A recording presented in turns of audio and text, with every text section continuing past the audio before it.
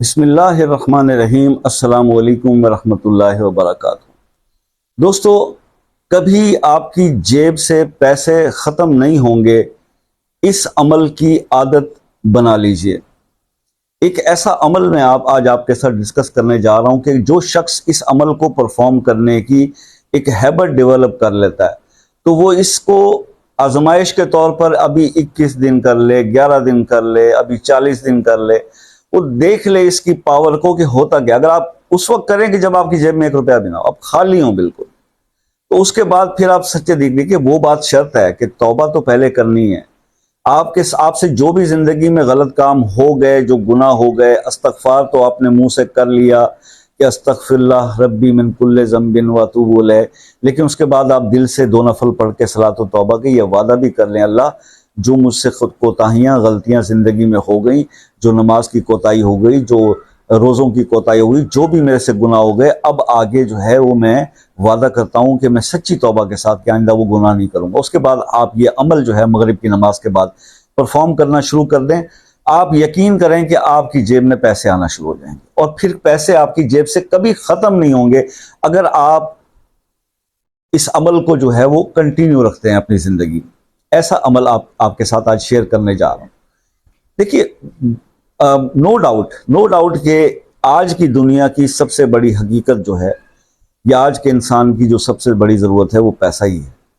اس کے بغیر انسان نہیں چل سکتا، ایک قدم بھی نہیں چل سکتا، کیونکہ ضروریات زندگی اور کاسٹ آف لیونگ اتنی مہنگی ہو گئی ہے کہ انسان کا سروائیول مشکل ہے۔ یہ بھی ایک حقیقت ہے، لیکن یہ بھی ساتھ یاد رکھیے گا کہ یہ سب چیزیں جو بھی آپ اس کی طلب کرتے ہیں، خواہش کیجیے، پیسہ اور ثروت، اور اس کا سکون سے کوئی تعلق نہیں ہے۔ اس کا آپ کے دل کے سکون سے، آپ کے ذہن کے سکون سے، آپ کے روحانی سکون سے کوئی تعلق نہیں ہے۔ سکون جو ملے گا آپ کو، وہ اللہ کی یاد میں ملے گا، وہ عبادت میں ملے گا، وہ بندگی میں ملے گا۔ اگر آپ دیکھیے، روش ہے نا اپنی اپنی ایک انسان کی، کوئی میں نے آپ کو پہلے بھی عرض کیا تھا کہ پیسے کی طلب کرنا کوئی بری بات نہیں ہے، پیسہ ہر انسان کی ضرورت ہے، اس کو مانگنا چاہیے، اور مانگنا کسے چاہیے؟ جیسے رسول اللہ صلی اللہ علیہ وسلم نے فرمایا حدیث کے اندر کہ اگر تمہیں اپنے گھر میں نمک بھی ختم ہو جائے نا، تو دوسرے کسی غیر اللہ کے سامنے ہاتھ پھیلانے، اللہ سے مانگو۔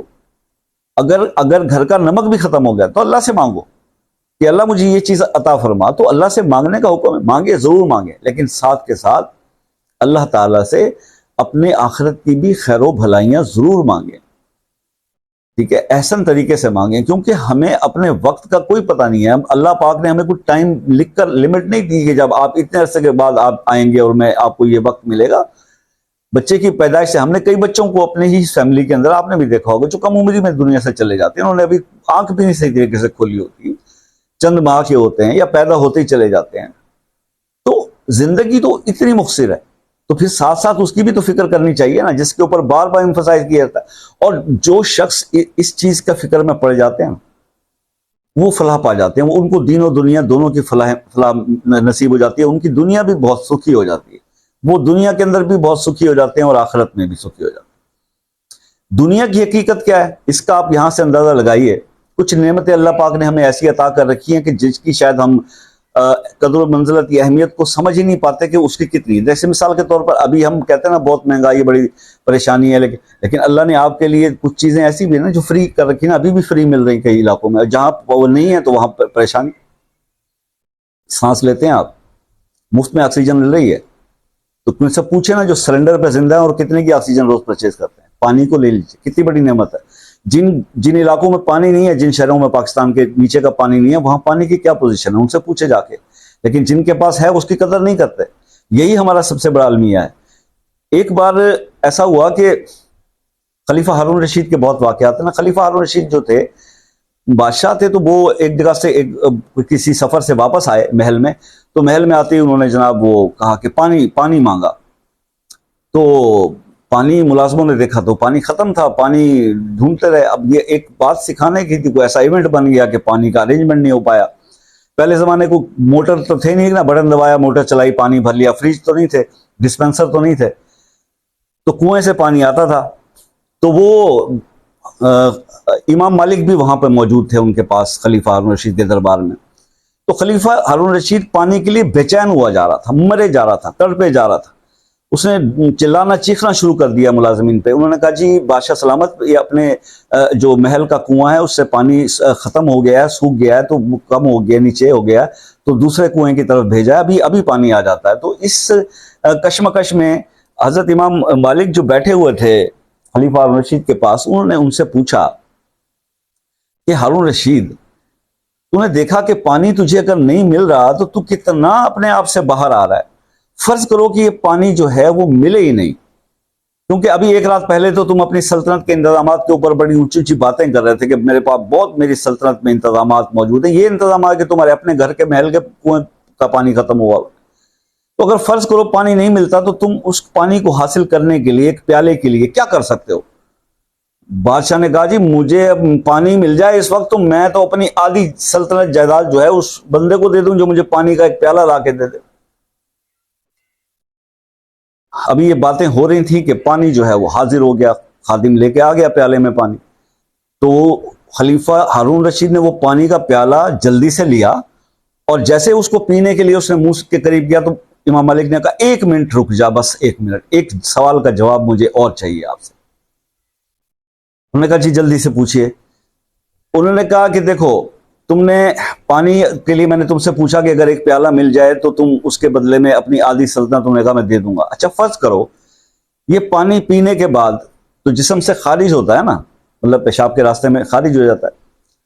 تو فرض کرو اگر ایسا ہو جائے کہ یہ پانی جو ہے پی لو تم، اور اس کے بعد اس کا نکلنے کا بندوبست کہیں خراب ہو جائے اور نہ نکل سکے، تو دین تمہاری کیا حالت ہوگی؟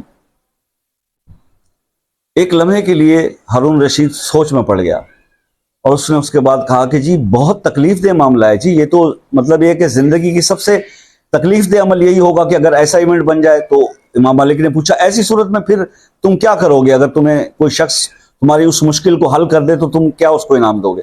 اس نے کہا جی میں اپنی آدھی سلطنت اس کو دے دوں گا. یہ کہہ کر اس نے پانی کا پیالہ منہ سے لگا لیا. اب جب اس نے پانی پی لیا تو امام مالک وہاں سے اٹھ کر چل پڑے. جب امام صاحب چل پڑے تو خلیفہ ہارون رشید نے ان کو آواز دی کہ جناب آپ کہاں چل دیے؟ آپ سے تو میں نے بہت ساری باتیں ابھی کرنی تھی.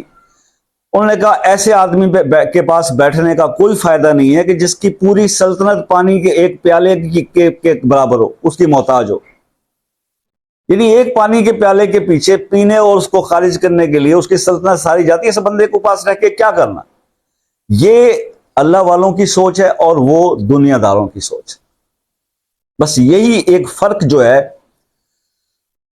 وہ کافی دنوں سے میں اپنی ویڈیوز میں بتانے کی کوشش کرتا ہوں کہ یار اگر تو آپ کی آنکھیں کھل گئیں اور آئی اوپننگ ہو گئی اور آپ اس دنیا کی حقیقت کو سمجھ گئے تو یقین کریں کہ بہت بہتری ہو جائے گی آپ کی ہر چیز میں.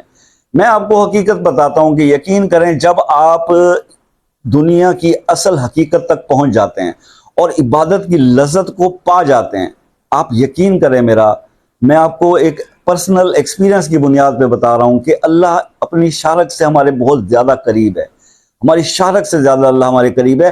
یقین کریں کہ وظائف کی ضرورت نہیں پڑتی، صرف رو کرنا ایک دفعہ اپنے اللہ سے بات چیت کر کے مانگ لیں، اللہ عطا کر دیتا ہے. یقین کریے یعنی میں آپ کو قسمیہ کہہ رہا ہوں اس بات کو، ایسا بارہا زندگی میں ہوا. ٹھیک ہے، تو یہی چیز آپ کو سمجھانی تھی. اس کے بعد میں آپ کو جو ہے وہ عمل کی طرف جو ہے وہ لاتا ہوں. آپ نے مغرب کی نماز پڑھنے کے بعد اول آخر 3 بار درود ابراہیمی پڑھ لیں. اللہم صلی علی محمد وعلی آل محمد کما صلیت علی ابراہیم وعلی آل ابراہیم انک حمید مجید. اللہم بارک علی محمد وعلی آل محمد کما بارکت علی ابراہیم وعلی آل ابراہیم انک حمید مجید. اس کے بعد آپ نے 41 ٹائمز یہ پڑھنا ہے، یا حفیظو یا حفیظو یا رقیبو یا مجیبو یا اللہ ہو یا اللہ ہو.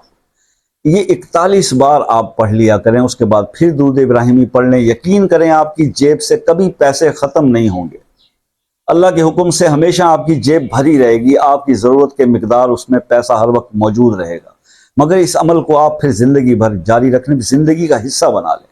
آپ اس کو آزمائش کے طور پر کرنا چاہتے ہیں تو تمام چیزیں کر کے توبہ وغیرہ کی تو صلاۃ التوبہ صلاۃ الحاجہ سب پڑھ کے نا، کچھ صدقہ خیرات کر کے اللہ سے وعدہ کر کے اس کو کریں. انشاءاللہ آپ دیکھیں گے کہ ودن اے ویک آپ کے ساتھ تمام چیزیں جو ہے بہتر ہونا شروع ہو جائیں گی. اللہ آپ کو کامیاب کرے. زندگی رہی تو پھر ملیں گے، تب تک کے لیے اجازت دیجیے. اللہ حافظ.